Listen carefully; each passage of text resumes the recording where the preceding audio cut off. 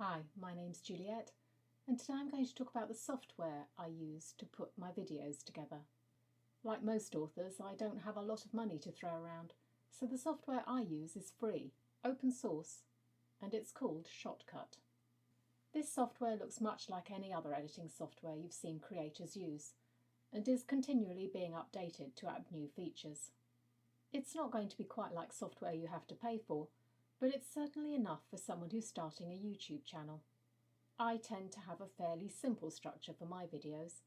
The video track, the audio track that I record separately using my microphone, a screen recording track, and then sometimes the odd emoji or other overlay up above. I don't use nearly all the features included, partly because my computer isn't high-end enough to cope with generating complex files, unless I want to wait hours for them to appear. Here's the website with some more info. I've given you a link directly to the download page in the description, so you don't inadvertently click on an advert instead, which looks like this. Thanks for watching, and if you've subscribed, I'll see you again next time.